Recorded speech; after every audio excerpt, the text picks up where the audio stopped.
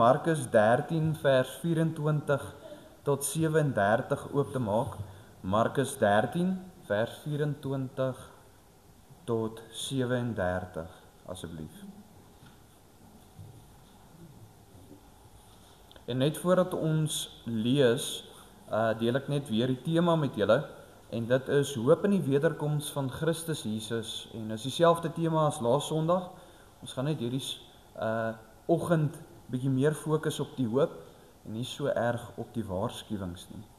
So dit is Markus 13 vers 24 tot 37. Voordat ons lees, kom ons sluit net die oë.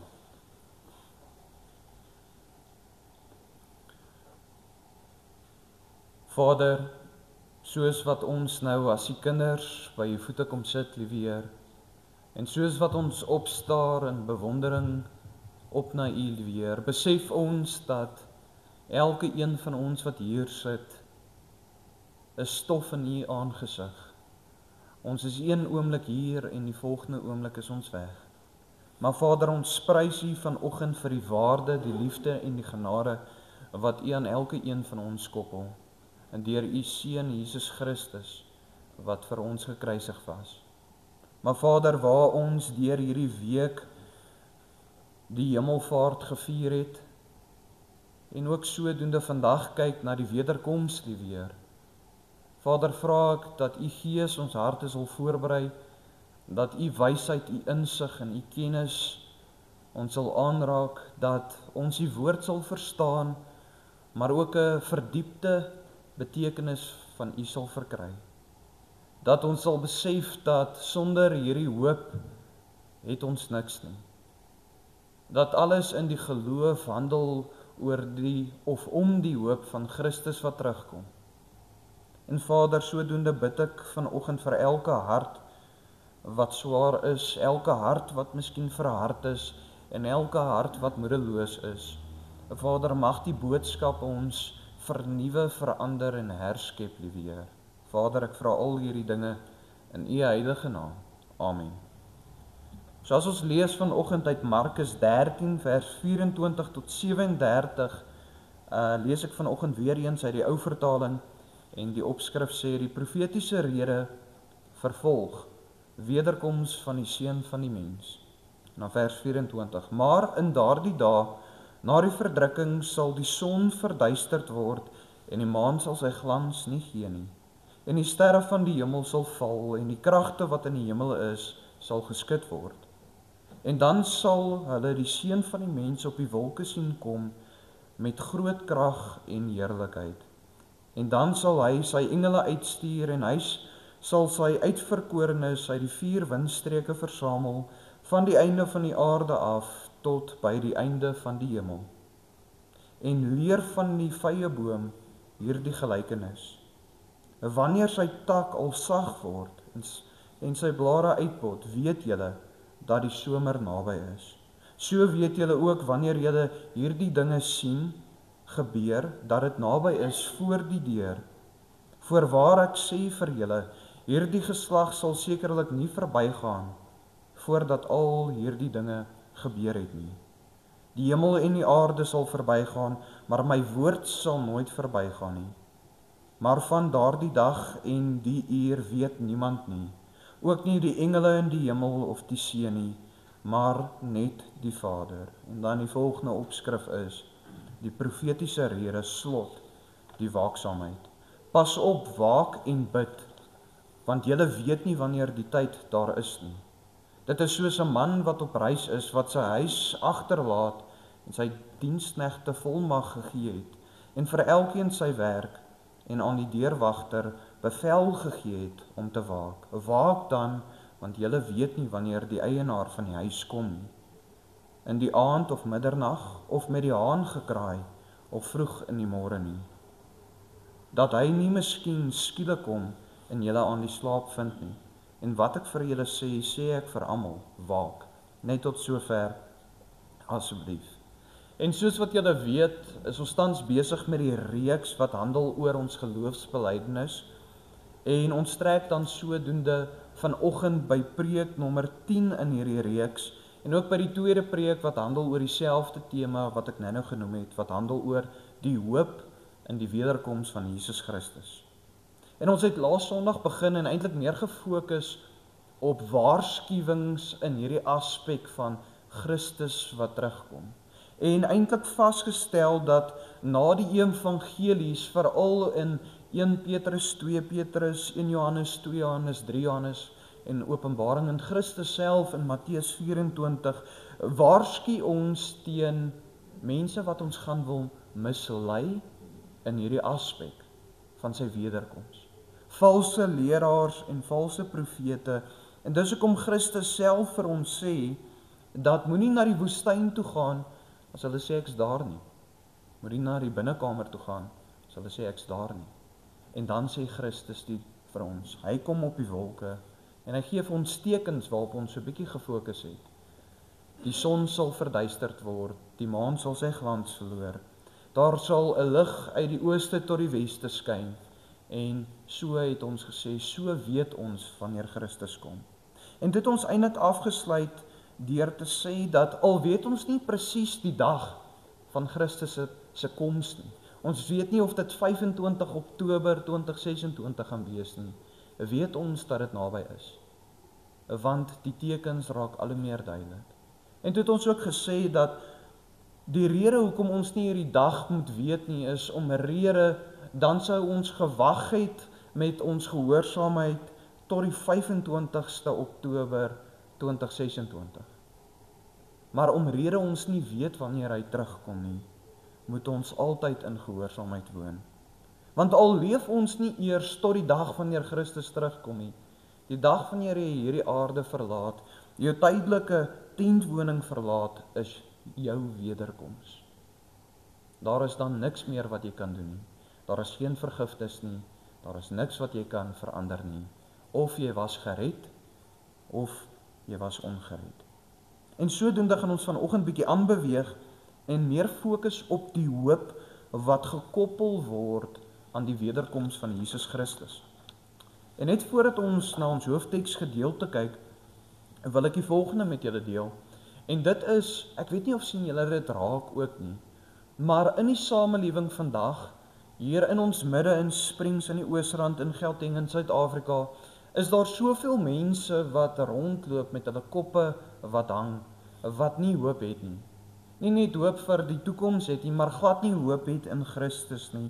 En ek dink ons ondervind dit in die kerk ook. Ek weet nie of het julle dit al agtergekom nie, maar baie keer in die kerk self vind ons die liggaam van Christus wat sit sonder hoop. En sodoende moet ons vir ons self vandag vra, het ek nog hierdie hoop dat Christus terugkom? En soos wat ons laas Sondag gesê het, dit is een van die belangrikste leerstellings in Christendom. Want as Jesus nie terugkom nie, beteken ons hele geloof absoluut niks nie. Dan was dit 'n leuen, 'n valsheid. En sodoende as ons dan kyk na vers 26 van ons hoofteksgedeelte, waar ons laasweek na die ander verse gekyk het, wil ek vanoggend spesifiek op dit fokus. En dit sê, en dan sal hulle die Seun van die Mens op die wolke sien kom met groot krag en heerlikheid. Nou vers 26 sê vir ons eintlik hoe Jesus gaan terugkom. Dit sê vir ons, hy sal terugkom soos wat hy opgevaar het, soos wat hy die aarde verlaat het, en dit is op die wolke. Maar Openbaring 1 vers 7 praat ook van hierdie gebeurtenis, maar hy voeg 'n paar ekstra idees by en waarhede, en sê, kyk, hy kom met die wolke, en elke oog sal hom sien, ook hulle wat hom deursteek het. En al die geslagte van die aarde sal hom rou bedryf. Ja, amen. Nou wat my interessant is, toe ek jonger was, het baie mense vir my gesê, hulle is bang vir Openbaring. Ek weet nie of stem julle saam nie. Hulle wil nie na daai boek kyk nie, daar's drake in, en daar's drake met tomkoppe in, en daar's vuur, en daar's verwoesting, en daar's vernietiging, en daar's oordeel. Maar vir ons as gelowiges is die boek van Openbaring 'n boek van hoop. En dis hoekom in die begin van die brief staan, nou geseënd is die een wat hierdie profeseë deel en ook self lees en verkondig, sodat die hoop kan vas wees in die wat weergebore is.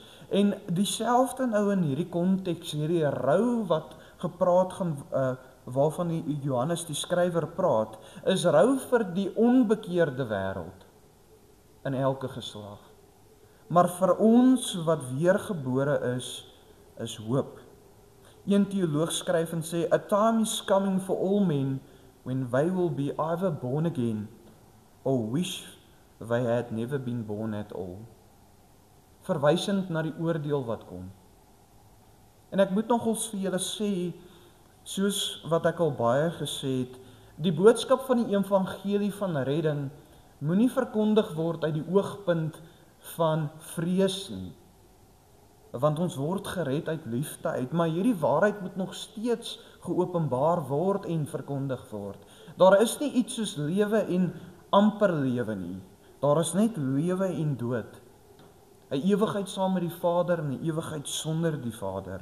En dis hoekom 1 Tessalonisense 4 vers 16 tot 18, wat ook oor hierdie gebeurtenis praat van Christus wat op die wolke afkom, word geskryf vir die weergebore Christen. En jy sal sien, die skrywer beskryf dit as 'n hoopvolle gebeurtenis. En hy sê, want die Here self sal van die hemel neerdal met 'n geroep, met die stem van 'n aartsengel en met geklank van die basuin van God. En die wat in Christus gesterf het, sal eerste opstaan. Daarna sal ons wat in die lewe oorbly, saam met hulle in die wolke weggevoer word, die Here tegemoet in die lig, en so sal ons altyd by die Here wees. En dan vers 18. Bemoedig mekaar dan met hierdie woorde. En vanoggend wil ek vir julle vra, en ook vir die nuwe gesigte wat ek voor my sien, waaroor ek bly is, word jy bemoedig as jy hierdie woorde hoor? En as jy nie doen nie, nie vanoggend vrees jy in jou hart nie. Maar is dit nie waar die probleem vandag lê in die kerk nie? Is dat ons nie meer hoop vind in Christus se wederkoms nie. Ons soek meer hoop nou in die tydelike. Hoop miskien in die finansiële aspek van my lewe, hoop miskien met 'n bevordering by die werk, hoop miskien vir die toekoms in my huwelik, hoop vir my kinders. Dit is wat ons soek by die Here, en dis gewoonlik alleenlik wat ons soek by die Here. Nee? Hoop vir my aftreedag. En al hierdie dinge is natuurlik dinge wat belangrik is, maar ons gaan vanoggend vasstel dat hierdie dinge uit die bron kom van die hoop van Christus. Dat die wederkoms, die ewige hoop, is die bron van al die ander hoop. En die gedeelte praat van die hoop van die wederkoms van Christus. Terug gaan kom uit die wolke uit en ons hom tegemoet gaan kom in die lig en 'n ewigheid dan saam met hom en sy Vader spandeer. Wonder ek baie keer by myself, droom ons nog oor hierdie gebeurtenis? Droom ons nog van hierdie dinge wat eendag vir 'n ewigheid gaan gebeur? Of droom ons miskien om op 'n strand elders met 'n blou see te gaan lê, ek weet nie, met 'n Coke in jou hand? En ek dink as ons begin hierdie eenvoudige vrae vra, word dit vir my duidelik in my eie lewe ook, ek skiet kort in hierdie aspek. Want ek hou nie so vas aan hierdie hoop soos wat die Bybelse groot manne aan dit vasgehou het, soos 'n Paulus en 'n Petrus nie. Maar as ons na die hoop kyk wat in die Bybel verduidelik word, is daar eintlik twee tipes hoop waarna die Bybel verwys. Die eerste tipe hoop is die hoop waarna ons nou net na verwys het, en dis die ewige hoop. Dat ons eendag as ons sterf vir 'n ewigheid by die Vader sal wees, dat ons soos Stefanus sal opkyk en vir Christus sien staan langs die Vader, die gasheer wat ons verwelkom in die hemel in, en ook sodoende dat ons geen leemtes eendag sal hê nie, dat elke leemte gevul sal wees, dat daar geen hartseer sal wees nie, maar net vreugde en geluk op 'n goddelike vlak. Dit is die hoop, die ewige hoop. Maar wat vir my belangrik is om te noem in hierdie hoop is, dat hierdie hoop alleenlik 'n pad stap in ons harte as daar nog 'n element betrokke is. En hulle hou mekaar se hande vas, en dit is geloof. Hoor wat sê Hebreërs 11 vers 1 vir ons, die geloof dan is die vaste vertroue op die dinge wat ons hoop. 'n bewys van die dinge wat ons nie sien. En dan is daar 'n tweede tipe hoop.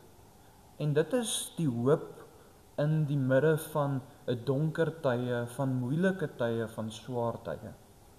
En die hoop gee vir ons krag om sterk te staan teen die tye waar ons verdrukking en ook sodoende versoeking ervaar in ons lewens.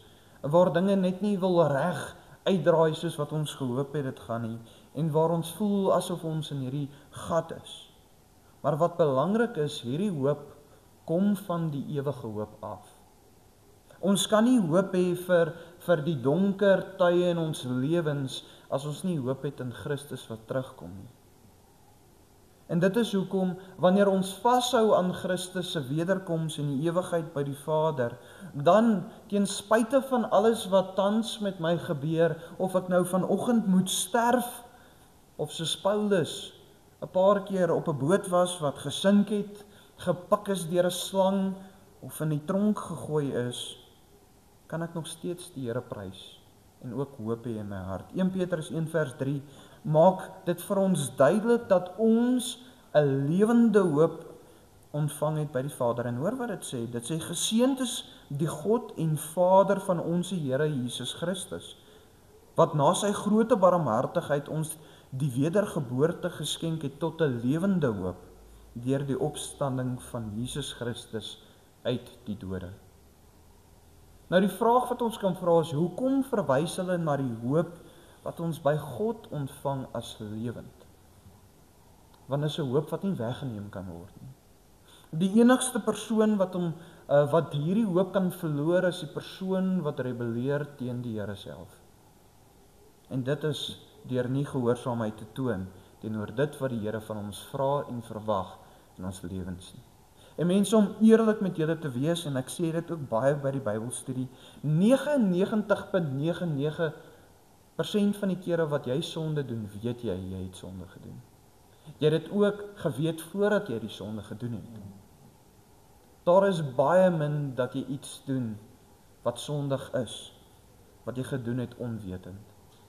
En dis hoekom ons is behoort om 'n gewete te hê wat ons aankla deur die Gees wat in ons woon om te sê, verander, vernuwe, vra vir vergifnis en draai jou rug op dit. Maar dan bring dit ons by die volgende logiese vraag oor hierdie aspek van hoop. En dit is, hoekom openbaar God nie net die dinge van die hoop aan ons nie? En om dit makliker te stel, hoekom wys God nie vir ons net vir elke een wat sy kinders is, hoe dit eendag gaan wees in die hemel? Net om so 'n bietjie meer 'n vastigheid te verkry, sodat ek bietjie meer aan daai hoop kan vashou. In Romeine 8 vers 24 tot 25 beantwoord die vraag deur te sê, want ons is gered in hoop, maar die hoop wat gesien word, is geen hoop nie. Want wat iemand sien, waarom hoop hy dit nog? En dan vers 25, maar as ons hoop wat ons nie sien nie, dan wag ons daarop met volharding. Die hoop is belangrik omrede dit iets is wat ons nog nie gesien het nie. As God dit aan ons geopenbaar het, was geloof nie 'n absolute waarheid en ook 'n belangrikheid in ons lewens nie. Dan was geloof nie nodig vir die gelowige nie. En dis hoekom jy sal hoor oor die hoop en oor die geloof word dieselfde dinge gesê, dat dit iets is wat jy aan glo en vashou en voorhoop wat jy nie gesien het nie. En ek herhaal die Hebreërs 11 vers 1 wat ons gelees het nou so rukkie terug, so 'n paar idees voor hierdie, wat praat oor die geloof in dieselfde sin, wat sê die geloof dan is 'n vaste vertroue op die dinge wat ons hoop, 'n bewys van die dinge wat ons nie sien nie.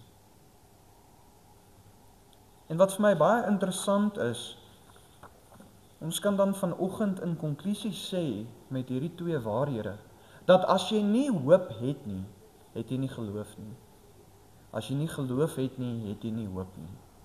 Want die een kan nie bestaan sonder die ander een nie. En dis hoekom dit sê vir ons is gered uit die hoop. En ons word geroep tot die hoop. En dan kan ons vir onsself die volgende vraag vra. En die volgende vraag is my 'n baie logiese vraag ook, maar hoe hou ons vas aan hierdie hoop? Hoe kan ons hierdie hoop vertrou? Want ek weet nie van julle nie, maar elke persoon waarvoor jy al lief was op hierdie aarde, het jy al seer gemaak. Is dit nie so nie? Al is jy baie lief vir hulle en jy sit miskien vanoggend langs hulle, elke een van ons het al die een langs jou seer gemaak. Op een of ander manier. Want ons is selfsugtig, ons is hoogmoedig, ons is eiewys en meeste van die kere dink ons net aan onsself en dit is baie moeite om werklik liefde die hele tyd te toon teenoor iemand anders, as dit nie in jou welbehae is nie. En sodoende gee Hebreërs 10 vers 23 vir ons die antwoord, hoekom ons aan hierdie hoop kan vashou. En dit sê, laat ons die belydenis van die hoop onwankelbaar vashou, want hy wat dit beloof het, is getrou. Nou wat sê dit vir ons? Die hoop word gebou op die fondasie van wie God is. En ek weet nie van julle nie, maar in die wêreld en in die woord het dit al oor en oor vir ons 'n waarheid geword en getoon dat dit 'n waarheid is, dat daar geen leuen by die Vader is nie, geen verraaiing nie. God is onveranderlik soos wat ons al oor gepreek het, en dit beteken God kan nie vandag sê, hoorie, ek is lus om my woord te verander, Christus is nie meer die sleutel tot die ewige nie. Nou is daar nie van benou nie, nee? Julle stem saam, God kan dit nie doen nie, omrede hy onveranderlik is. Hy was en is en sal wees altyd dieselfde. Charles Spurgeon skryf oor hierdie hoop en sê, hope itself is like a star, not to be seen in the sunshine of prosperity, and only to be discovered in the night of adversity. En hierdie groot Engelse woorde sê vir ons, dat hierdie hoop net raak gesien kan word, eintlik wanneer dit moeilik gaan. En dis hoekom, wanneer ons tot redding kom, sien ons vir die eerste keer die hoop raak. Want ons was aan die slaap, ons was dood, en ons was in die donkerte. En dis hoekom ons word gered deur hierdie hoop, van 'n toekoms saam met die Vader, 'n ewige toekoms saam met hom. En Charles Spurgeon raak eintlik 'n groot waarheid aan in hierdie aspek. En dit is dat God toelaat baie keer dat jy deur 'n donker tydperk gaan, om jou te herinner aan die hoop, om dit vas te maak in jou. Die woord sê vir ons die enigste manier hoe jy kan groei in die geloof, en ons het vasgestel, geloof en hoop loop hand in hand saam, is as jou geloof gelouter word, op proef gestel word. En dis hoekom ons as gelowiges kan sê, ons prys die hand wat gee, maar wat ook wegneem, terwille van die geloof, terwille van wat ek kort in die geloof. En mense, hierdie is in eenvoud iets makliks om seker te verstaan, maar moeilik om aan vas te hou. En dit is dat baie keer moet ons die Here meer prys vir die gebede wat hy nie ja voorgesê het nie, maar voor nee gesê word. Ons het so, ek dink 'n jaar terug, 'n reeks gedoen waar ons gepreek het oor elke keer in die woord waar God vir iemand nee gesê het. En dit vergelyk met die kere waar God vir iemand ja gesê het. En dit eintlik opgeweeg en gesê, die nee was in baie gevalle 'n groter seëning as die ja. Want hy is getrou, hy weet wat is die beste vir jou. En hy is meer lief vir jou as enige persoon wat ooit op hierdie aarde sou wees. Meer as jou vader, jou moeder, want die liefde wat hulle het vir jou, kom van hom af. Maar is tog maar nog steeds gebroke. Is dit nie waar nie?